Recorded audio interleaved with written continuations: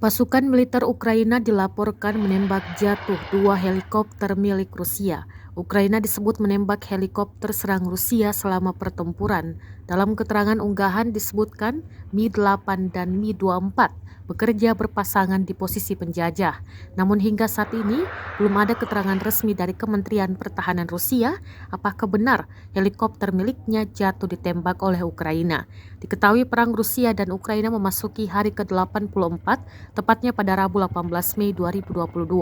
Masih terjadi sejumlah peristiwa penting sejak invasi Rusia pada 24 Februari 2022 lalu. Di antaranya adalah pasukan Ukraina di Mariupol yang akhirnya menyerah hingga negara Swedia yang resmi mendaftar ke NATO.